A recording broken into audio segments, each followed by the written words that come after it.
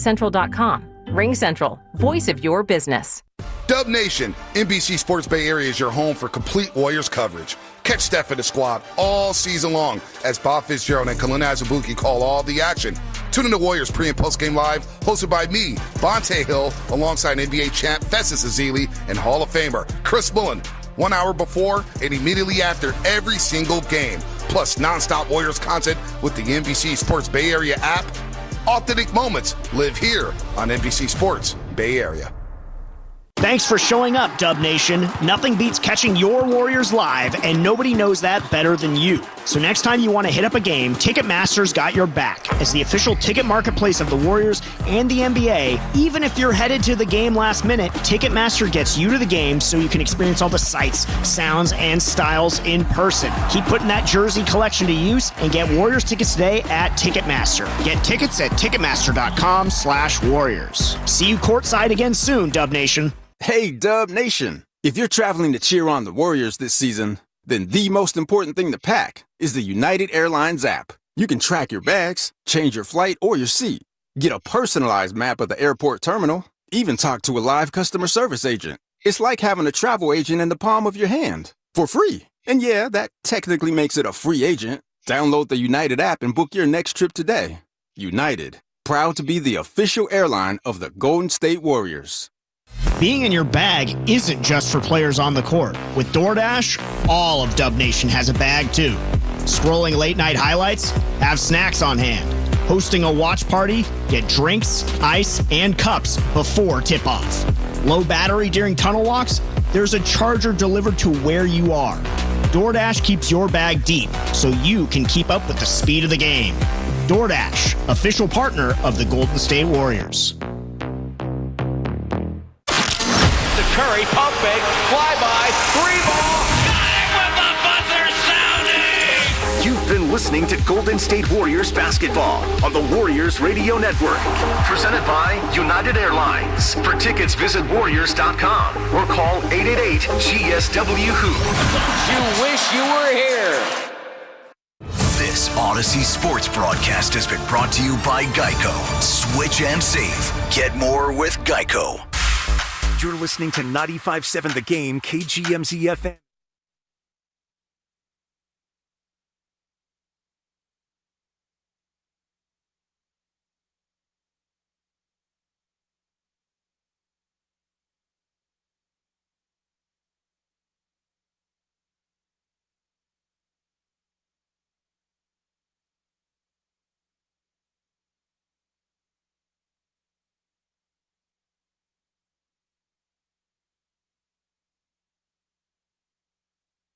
Rebound, Richard. He'll go up and lay it in.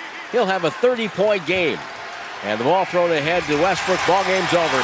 Final score, Sacramento beats Golden State 121 to 116. And in the end, you probably make the case that Sacramento had one too many veterans for Golden State tonight, with both teams with some of their best players sitting on the sideline.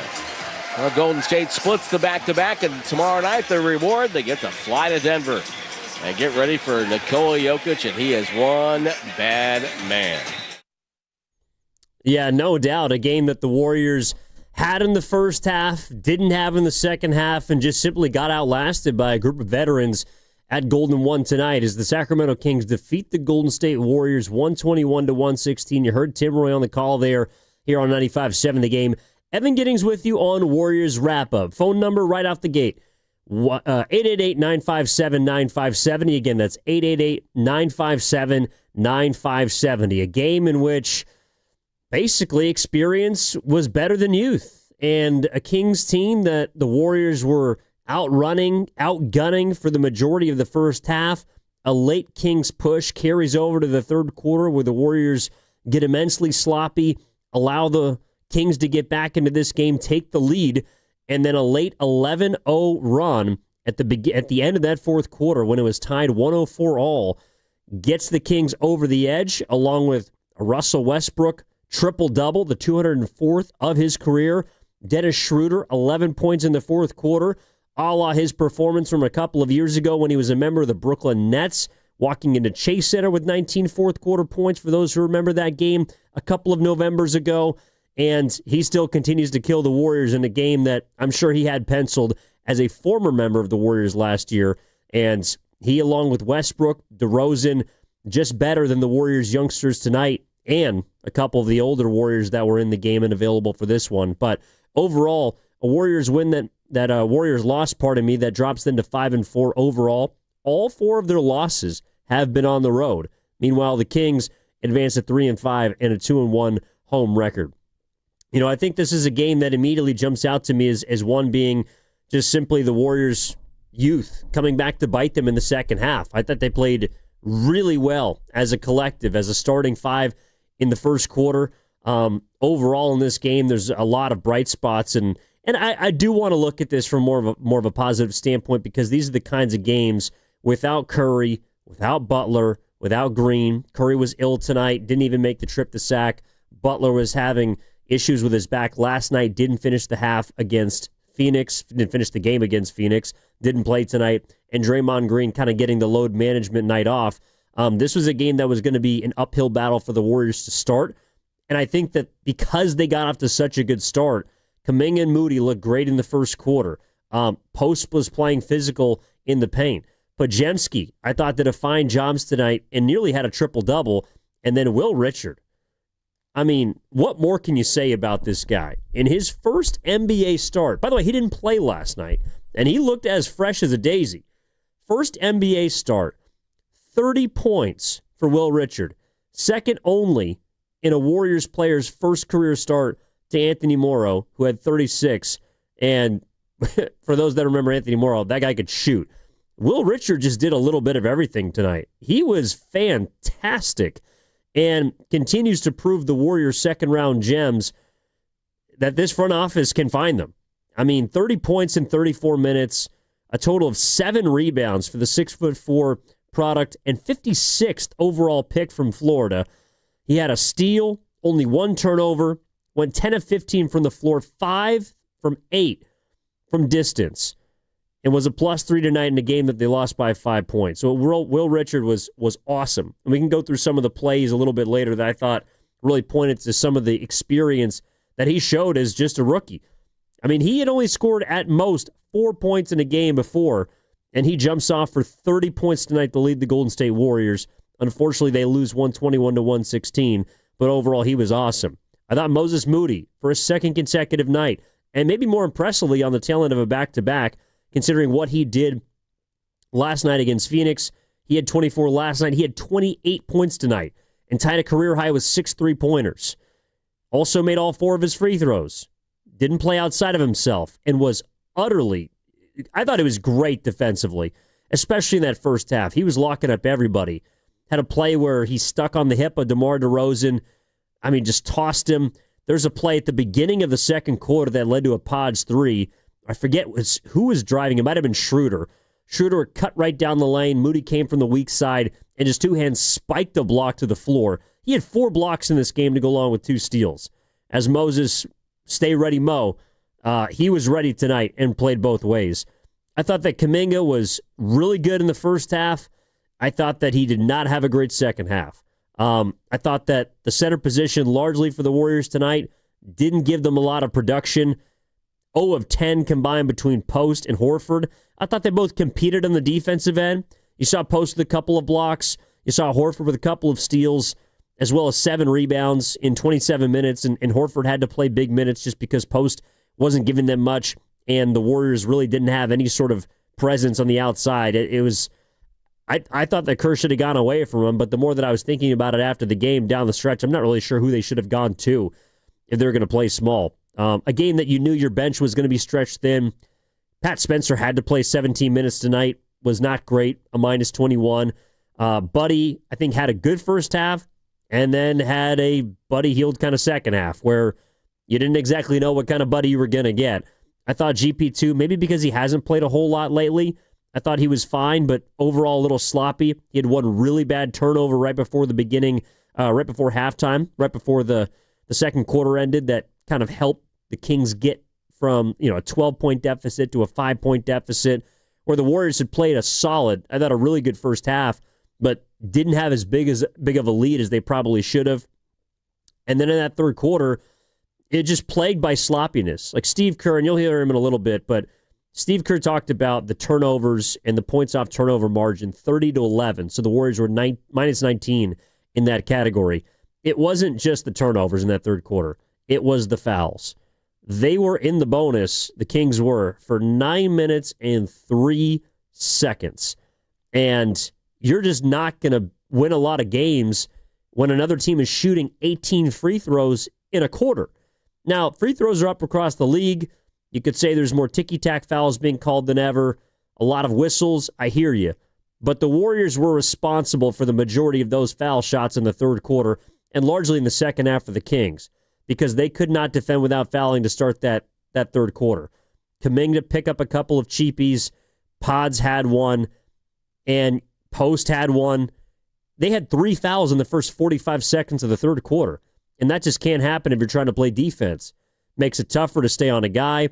It means that you can't have those easy hacks. There was one underneath the basket with about 5 minutes left in the third quarter where it was just a dumb foul, but it's one that's going to cost you 2 free throws because you're already in the bonus. And it's a big reason why Sacramento, combined with the 8 turnovers that the Warriors gave up on the offensive end, that's a big reason why Sacramento outscored them 35-23. Slowed the game down, made it clunky. Just a really ugly third quarter for the Warriors. I thought they showed some fight in the fourth. Again, after that 11-0 run that broke a 104-all tie in the fourth quarter, you saw the Warriors bounce back with a couple of big shots. Moody hit some free throws. I think it was right after a Schroeder 3, but Moody hit a couple of free throws. Will Richard hit a transition triple after they got a stop. After a DeRozan bucket, that was the only score that Sac had during the 10-2 Warriors' final push. J.K. bullied his way in for a layup on a follow-up attempt.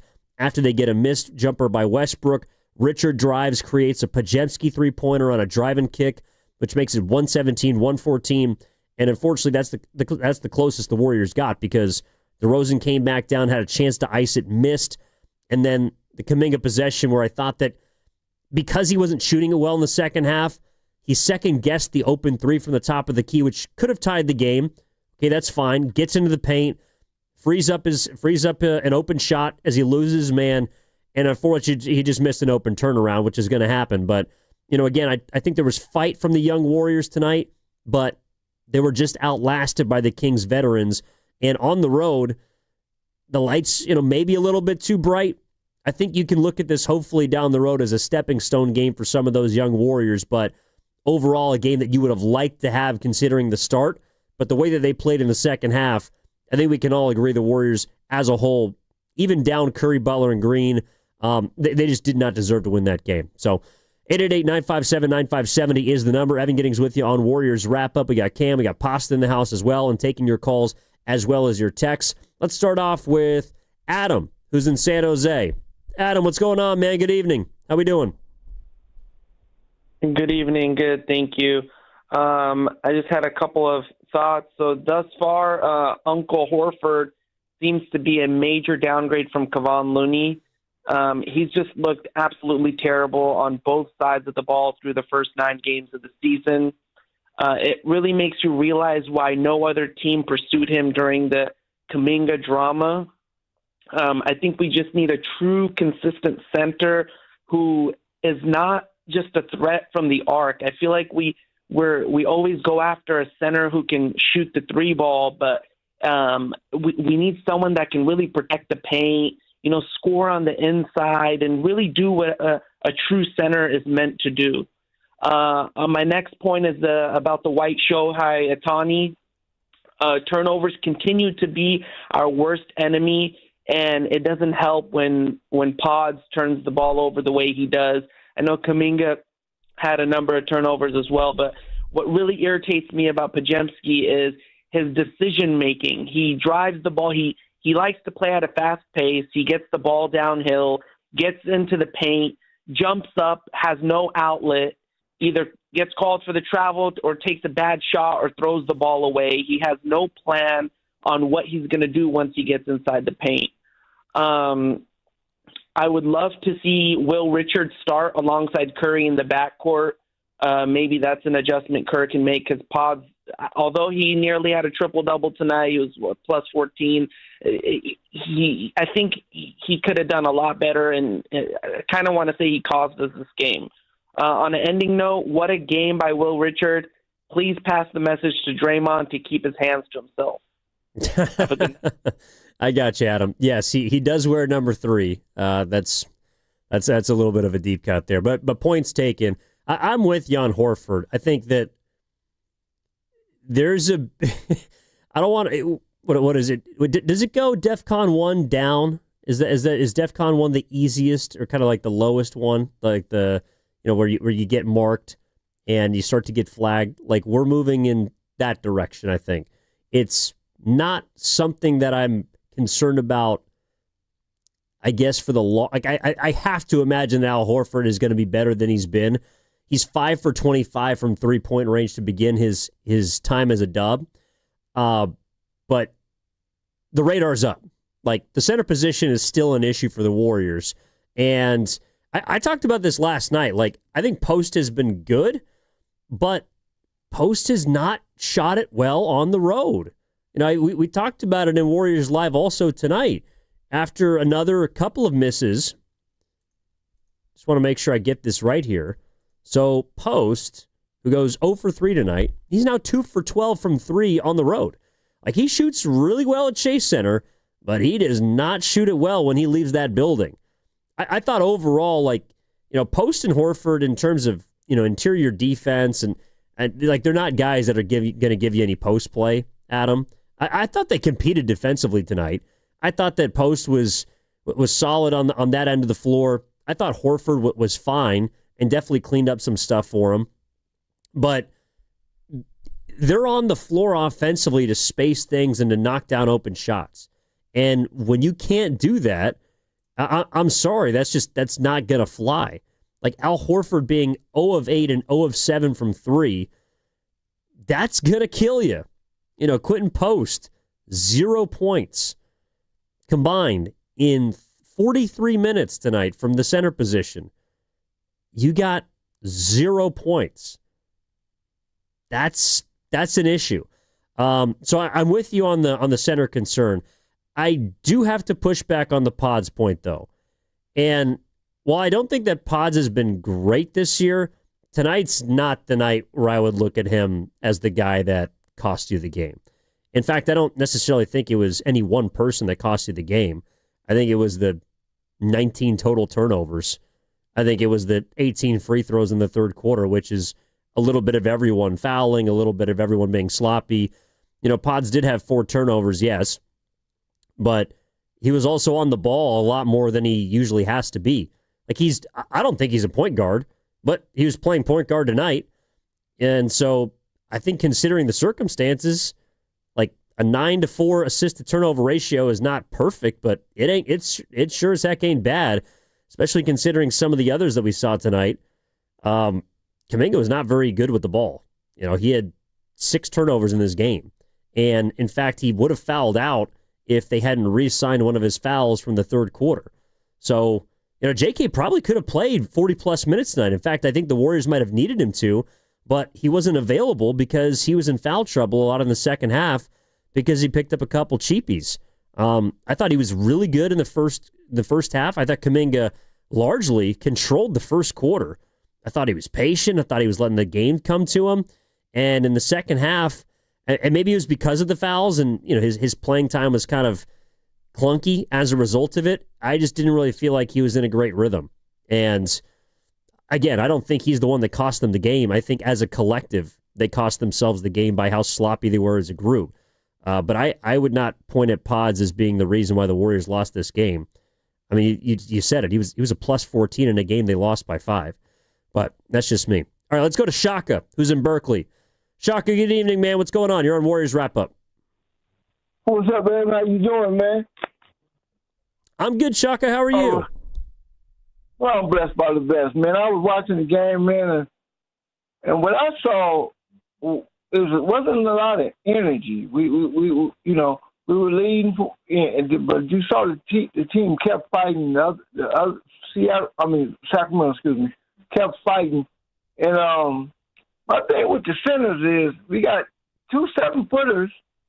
I would have liked to see Santos in the game because Santos do one thing. He always, unless he's hurt or something, he always hustles, man. And I think in that position, we don't need just a score with 3-pointer because they're not making them. So we need somebody to get the rebound. And I know Horford got 7 rebounds, but he killed us at the end of the game by those missed shots.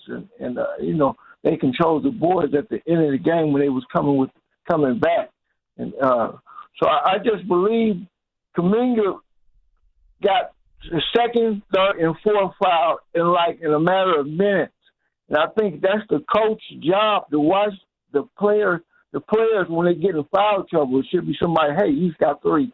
Because those fouls were so ticky-tack that, you can see he was having some trouble, mitigating, going through the game. I think the coach kind of might have lapsed up and missed a great opportunity to win a game. But I think that number 3 reminds me so much of Draymond. Because he did 4 years in college. He comes in, he's ready, he knows everything. I think we got to put him more in the game, and we think got to take some guys to sit down for a little bit and implement some other guys who may be able to help us win. Because we got a good team. We just got to put the right pieces together, man. Thank you for taking my call. I got you, Shaka. Hope you're doing well over in B-Town, man. Love the East Bay. That's an interesting point you bring up about Richard, and I think you might be onto something here. Like if I'm going back, so Pods had a good rookie season. Trace Jackson-Davis contributed his rookie year. Post also contributed his rookie year after playing 5 years of college, in fact. But if you're talking about like pro-ready prospects, you got to go back some ways to find a rookie that stepped in and immediately has done what Will Richard has. Like, I know Pods his rookie year led the team in plus-minus and all that, but he didn't, if I remember correctly, like he didn't start to play really until November or December. And I don't think he started until around the new year. And Will Richard obviously had to start tonight, and he's not a regular starter, but he looked like one tonight. I mean, he played 35 minutes, and he looked the part. There was at no point in this basketball game tonight where I felt like watching Will Richard. He looked overwhelmed in this game.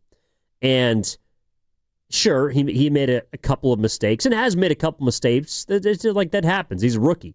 But he's ahead of the curve, man. And I think the Warriors might have found a gem, a diamond in the rough, so to speak, considering he's the 56th pick. Is this guy going to be a franchise-altering player? At least right now, I would lean towards saying no. But can he be a piece to a winning team? I think he's very quickly, he's forced everybody to answer that question, yes. All right, before we got to hit a break here, we're only going until 11 o'clock tonight here on Warriors Wrap-Up. Before we got to hit a break here at the bottom of the hour, I do want to get to Baldy, also in Berkeley. My East Bay peeps are out and about. What up, Baldy? How we doing? No good, brother. I'm not good. Oh, my no. name used to be Baldy, but now it's Baldy because all the hair fell out for Al Horford.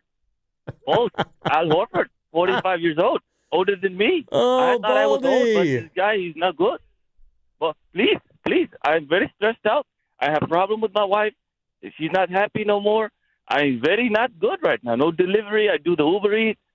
Brother, Al Horford, 45 years old. Why he still play on the team? I don't get this. He's not really useful. So Quentin Post, he's make a 3 or no 3. That's the new NBA. And to even be honest with you, for Dynasty, he's not really useful. He's point guard or no point guard. I don't understand. When we watch the basketball in India, we don't watch this type of style where you have two players play the same position. Buddy Hield, he cannot throw a rock in the ocean right now, literally. I'm fed up and tired. I'm tired. I'm not going to be season ticket holder no more. I want to cry, brother. I'm very sad. Baldy. It's game 10, brother. Oh, he dropped. Baldy, I was gonna help try and talk to you. I thought we could try and work this out, you and I. Baldy, all right, do me a favor. Next time I'm on Warriors Wrap Up, and the Warriors have a game where you're feeling high, you're feeling low, please call in. Let's have a chat. And it sounds like maybe things aren't great at home. Just don't take it out on the wife, okay? Don't take it out on the lady. Quit pulling your hair out. You don't want to look like Tito Horford, and it's gonna be okay. I promise. It's gonna be okay, Baldy. All right, don't turn in your season tickets yet. That's for sure. All right, Baldy coming in hot. Not Brian Baldinger, Baldy from Berkeley. All right, we're going to step aside. When we come back, we'll hear from Steve Kerr. About 5 minutes I want to play for you. Get the reaction from the head coach. Go a little bit deeper about what we saw tonight, kind of some of the positives, some of the alarms, and where the Warriors are going to move forward from here, assuming that they can get some of their big three back, and maybe how some of these pieces fit into the big three once Curry, Butler, and Draymond are back, which hopefully will be by Friday, because they got a tall task when they go to Mile High City to face Nikola Jokic. All right, Warriors wrap-up continues on the other side. 888-957-9570. If you want to get your texts in, Boxer and Gerson Work Injury Attorneys text line. I'll take your calls as well, all the way up until 11 o'clock here on Warriors Wrap-Up. We're back after this on 95.7 The Game.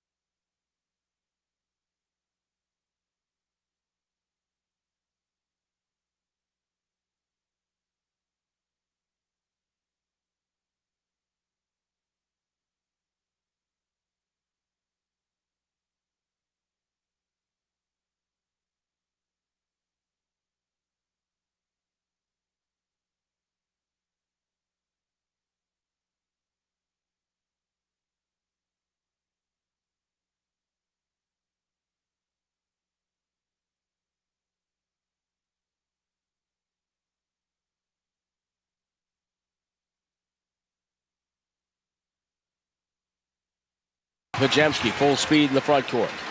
Puts on the brakes. Now drives, bounce pass to post. Shows the ball, doesn't shoot it. Drives in, feeds Pajemski. Fakes Eubanks, who's guarding him. He'll drive on Eubanks. Takes it middle, throws it to Richard. That high arcing three is good, and he got fouled! DeRozan fouled him as he went by. And a magical night for the rookie from Florida continues. Now back to Warriors Wrap Up on 95.7 The Game. What a game from Will Richard. I realize the Warriors lost tonight, and in the second half it absolutely got away from them, but do not let it take away from Will Richard's first NBA start. 30 points in his first start in the league. In 35 minutes was 10 for 15, hit 5 threes, and he was outstanding tonight. Also, a couple things to clean up before we get back to the calls at 888-957-9570 here on Warriors Wrap Up. Tim Roy on the call right there for you. Evan Giddings here in the 95.7 The Game, Laughing Monk Studios. All right. I got it wrong, Cam. It's DEFCON 5. That is the normal state of readiness. DEFCON 4 is called Double Take. DEFCON 3, Roundhouse. DEFCON 2, Fast Pace. And DEFCON 1, Cocked Pistol. We are not yet at a cocked pistol with Al Horford. I would say we're DEFCON 4, which is increased intelligence watch and strengthened security measures. We're moving towards DEFCON 3, but we're not there yet with Tito Horford, who was 0 of 8 tonight, 0 of 7 from 3, is right now 5 for 25 to begin his Warriors tenure from three-point range. That was kind of the downside of tonight, the lack of center play. I would say also the inability to just keep control of the basketball. You know, the poise right now is where I think this game came down to the Kings having it and the Warriors not having enough of it down the stretch of that game. You know, things were tied 104. The Warriors, despite really, I think, letting not just the Kings back in the game, but giving them the lead and somewhat more of an advantage heading into the fourth because of the third quarter that was incredibly clunky. You had 8 turnovers, 18 free throws taken by Sacramento, who, to their credit tonight, they were pretty good for the foul stripe, 28 for 33, compared to the Warriors' 23 trips to the free throw line. So they took advantage of the mistakes, and the majority of those free throws came in the third quarter. In spite all of that, you still had the Warriors battling back in the fourth quarter. I thought Moses Moody was a big part of that fourth quarter surge, had double-digit points. In fact, he was so solid, he was the one that took the technical free throw after DeMar DeRozan picked that up at the 6-minute mark. But Will Richard was hitting transition triples. Moses Moody had an old-school three-point take, had a traditional three-point shot. Pods had a floater to cut the Warriors within 2. You know, I thought that overall, outside of the foul trouble and the fouling, Kuminga was pretty solid overall in this game, specifically in the first half. But the sloppiness, like the play that kind of illustrated where the Warriors' minds were at to me, and just how deer in the headlights moments were in this basketball game.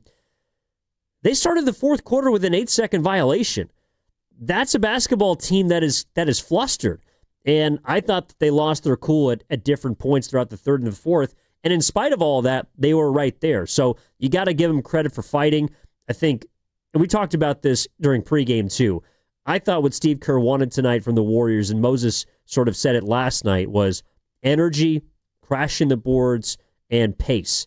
And I think they had all three of those things. But unfortunately, when they weren't careful enough with the ball, that pace ended up biting them, because it fueled Sacramento and a team with a whole heck of a lot more veterans. You got to give them credit too. Russell Westbrook, we know that even at age 36, the guy might have one of the best motors in the NBA.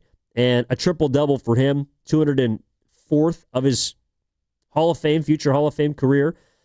23 points, 16 rebounds, 10 assists. I thought DeMar DeRozan did enough for them. Wasn't efficient tonight, but made all 9 of his free throws. And then Dennis Schroeder, who's proven himself to be a Warriors killer, was not great when he was a member of the Warriors last year, but boy, he has hurt them in the past. With Brooklyn, he's done it. With Atlanta, he's done it. And now with Sacramento, 11 fourth quarter points to go along with 7 assists and 7 rebounds. He hurt the Dubs, including a couple of big threes during that 11-0 run that pushed Sacramento from a 104 tie up to an 11-point lead. All right, let's go to Glover. Glover is driving home from Golden One. I can only assume, Glover, you were at the game tonight. What's going on, man? You're on Warriors Wrap Up with Evan. How are you? Hey, yeah, what up, Evan? It's Glover, but thanks, man, for taking the call. Oh, Glover. And, duh. Yeah. Oh, that's on me. No that's problem, on me. no problem. Flagrant on the play. That's all good. No, you're hitting it all on the head. Like, I mean, I think the big difference in tonight's game, you saw Russell Westbrook, which was, he's a veteran player for Sacramento. The Warriors veteran players, you've got Buddy Hield, who used to play in Sacramento. And when you talk about the 8-second violation, I mean, they passed it to him in the backcourt, and it just went off his hands, and it was a turnover. I mean, it was the sloppiest play of maybe the NBA season.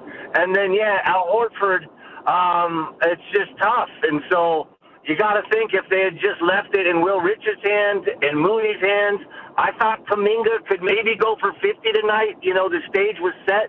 But the older guys, the veterans, the Healds and the Hortons, man, they just didn't have it tonight, and I think that was the big difference in the game. Malik Monk has always been a Warriors killer as well. Sacramento Kings love getting up for the Warriors. They sure did tonight. It's a game they could have won, and tough to see it slip away. Yeah, no doubt. Thanks, Glover. Danny Glover, San Francisco legend, by the way. You're right. And this was also one that, like, I felt coming in, our Fremont Bank take it to the bank prediction tonight was the over. Like, I thought the Warriors were going to have to score points tonight, and the over was 225.5, went over, but they needed to get just a few more points. And the Kuminga thing, too, I thought was, like, I thought Kuminga was in complete control of this game at halftime. I thought he was feeling really good about himself. I thought that the tempo was where it needed to be for him. Yeah, he had a couple of turnovers, but that's going to happen. I thought the second half, and maybe it was because he picked up the 2 quick fouls, like right out of the locker room, but it just sort of disoriented his game. And I think we saw him revert a little bit back to last year where he tried to do a bit too much when he had the opportunities.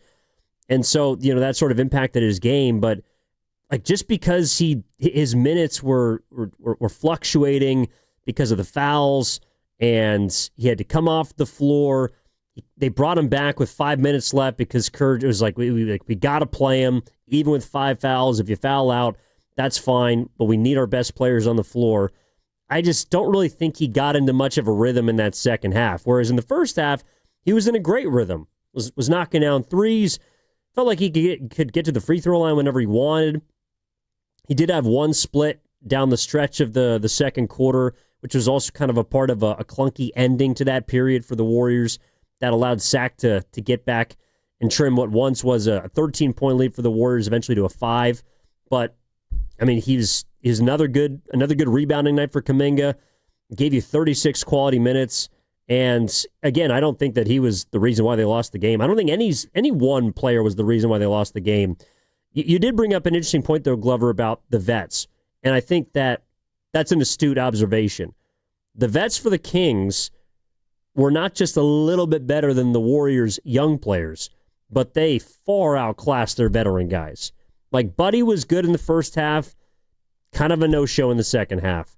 I know Gary hit that corner 3 in the second half.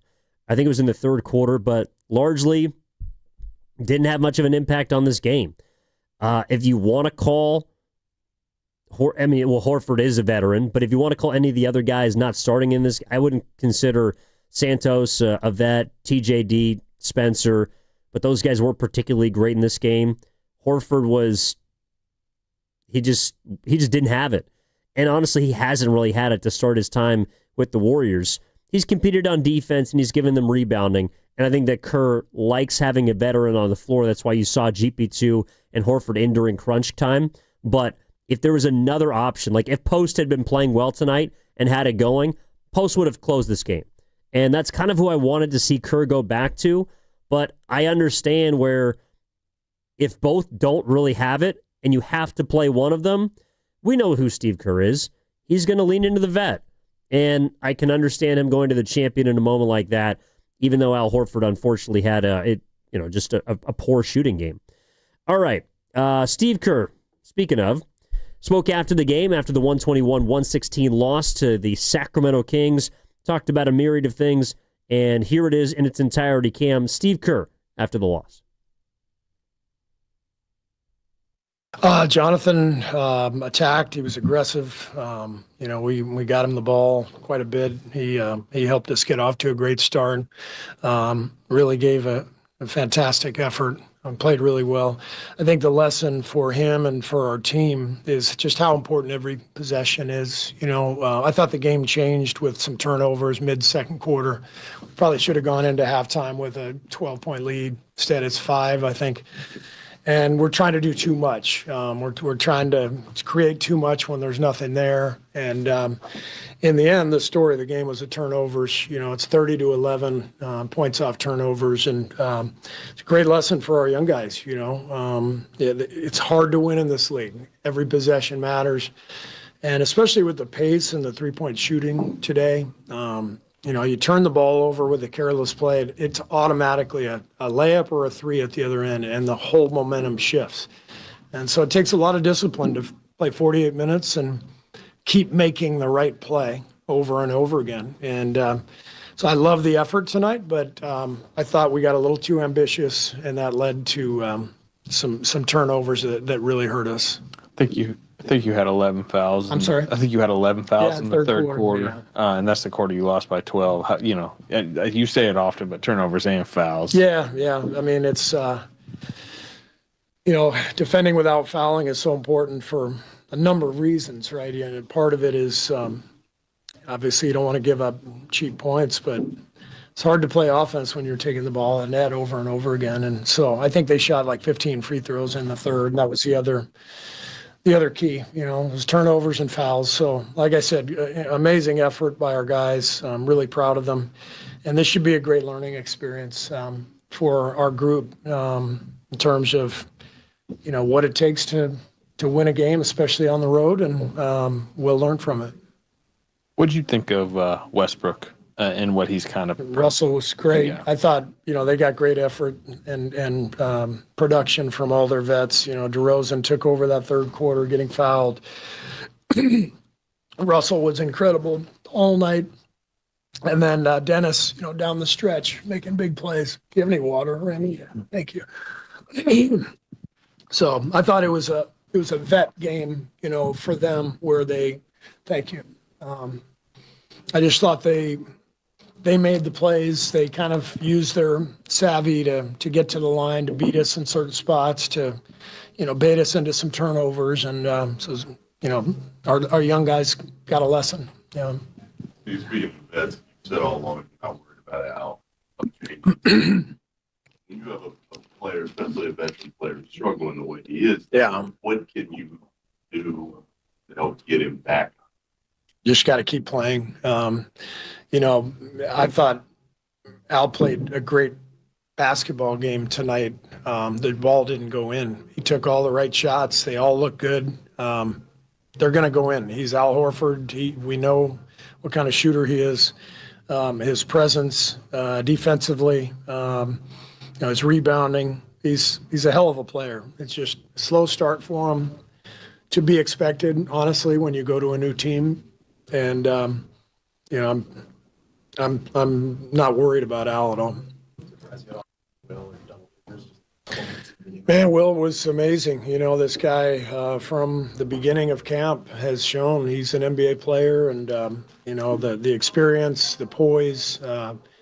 He doesn't turn it over. He makes the right play. He can handle the ball under pressure. He makes the right pass. This guy's a hell of a player. Coach, Will and Kings player, the Nick. I'm sorry, I can't hear you. Will and the Kings player. Can you speak into the microphone? Okay. Thanks. Thank you.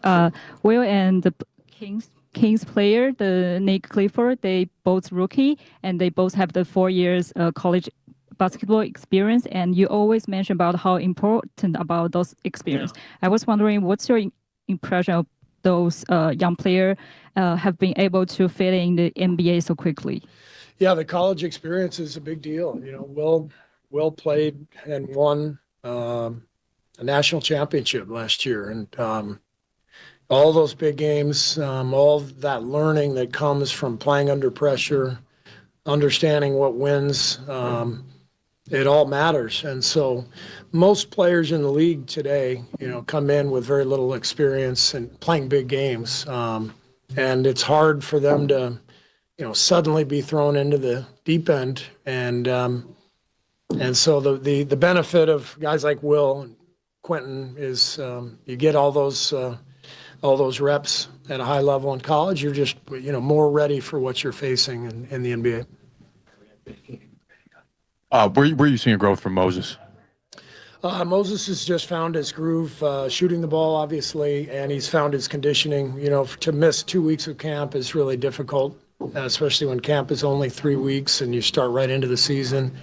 So the first few games of the year, he was behind, and he's clearly caught up. I mean, he is, he's shooting the ball well. He's defending at a high level. He's competing every second. It's fun watching Moses play. Steve Kerr, after the loss to the Sacramento Kings tonight, a lot that we've kind of talked about already, but the one thing that I think you have to take away from this game is that Will Richard is not just a player, but he's going to contribute to this team, and he's here to stay. While Steve Kerr was talking, and I was listening to him wax poetic about Will Richard, I did a little bit of a small deep dive. Did you know that this is the earliest that a Warriors rookie has started in a season since James Wiseman? In 2021, Wiseman started his first game of that year. Brandon Pajemski started on December 14th of his rookie season. Trace Jackson Davis started December 30th of his rookie season. Moses Moody didn't get his first start until December of his rookie season. Same for Kuminga. Will Richard started on November 5th. And yes, it was out of necessity. Curry, Butler, and Green all were unavailable tonight. But Will Richard didn't just start. Will Richard was spectacular. In his first NBA start, he scored 30 points. That's the most of any Warriors rookie in their first start outside of Anthony Morrow. So second in franchise history. He was efficient. He defended. He knocked down big shots. He made the correct decisions. And you know how I think that Will Richard, how I know, he's got the mentality of a player here to stay? This is what he said about those 30 points. Is it exciting that you got 30 points? That's great. Okay. Nah, we lost. Doesn't care. Does not care that he scored 30 points tonight. That's the mindset of a winner. And the Warriors lost tonight. But Will Richard let everyone know that this is somebody that at the 56th pick, to me, that is an absolute gem found by Mike Dunleavy. And his front office, along with ownership and everyone involved in that decision, deserves credit because they've gotten Pajemski, Trace Jackson Davis, Quentin Post, and now Will Richard, since he's become general manager, Dunleavy. That's a lot of contributing basketball players. And I think that Will Richard is going to continue to get minutes, and he's going to push other players for minutes because he looks like someone that can help the Warriors win. And he doesn't care that he scored 30 points because they lost tonight. The 4 points that he scored in his debut against the Lakers are probably better for him because they won going away.